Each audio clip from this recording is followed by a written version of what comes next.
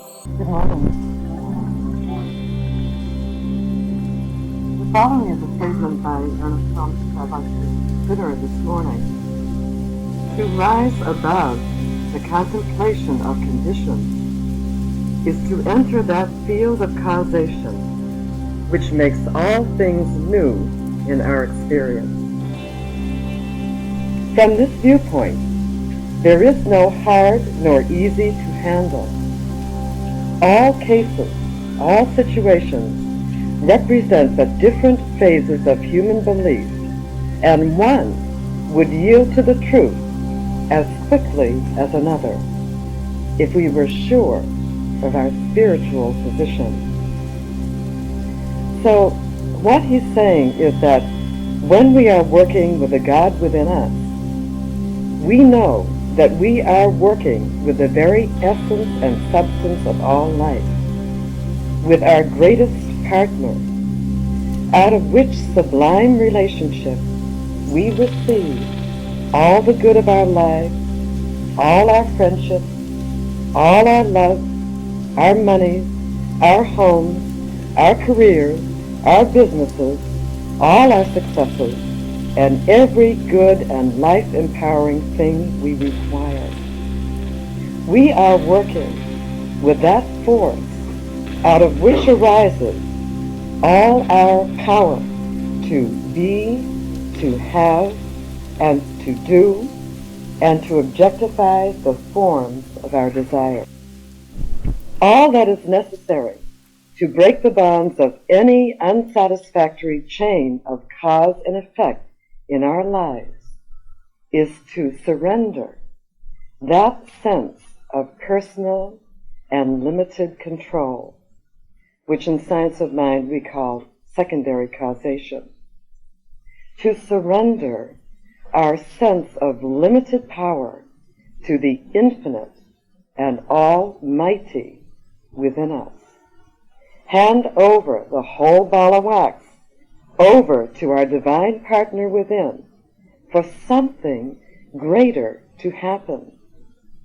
In other words, surrender to first cause, spirit within us. And this is when magic seems to take place. Miracles seem to appear. And that which we have struggled with in isolation dissolves right in front of us. Problems disappear. New life heralds its arrival in our experience. We have released ourselves from that limiting circumstance or condition, and something marvelous and divine has taken over. Recently I have been looking at the issue of control because I found myself in his throes one day. and I asked myself, what is this tendency and why does it arise? And I saw that when we are caught in feeling the need to control, it is because we have forgotten who we really are. And in our separateness from the truth, we become insecure and feel that we must take over. We are thinking our good is not coming, blinded by the appearance of the moment, encased in limited vision. So in this moment, where I felt totally powerless, confused, and actually out of control, I thought, oh, I am trying to figure this out myself, forgetting God within me, where all things are perfect. So with a sigh of relief, I turned it over immediately, and of course all things harmonized instantaneously. So you see, I had forgotten to trust in the absolute perfection and had limited myself to only that condition which I saw in front of me. So with this in mind, let us all remember that we all have that power of choice. At any given moment, we can decide to relinquish control and experience fulfillment that far exceeds our every expectation.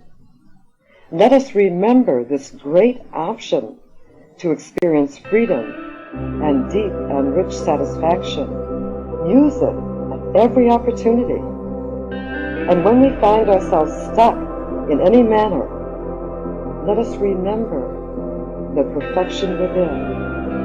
Wake up and say, well, I can just turn this over to God within me, to the unlimited good within me, and all things shall rise to meet me in ways I never experienced before. Yes, my good is always assured. So let us go within now, to that sacred, secret place of the Most High, where the flame of life burns eternal, where we are one, where there's no memory of hard or limiting experience, where we are innocent, at the beginning of beginnings, where all cause emanates. And let us say, I am made new in thee now. The light of life pours in and through all that I am, have been, or ever shall be. I acquaint myself with the divine in me. I relinquish separation and personal control. I lay my weapons of separation at the feet of the sublime and move forward for the rest of my days in the light of love and fulfillment. I now relinquish all limited chains of causation, along with all of their effects, all that has gone before, in the awareness of the greater glory that is right now mine for the asking.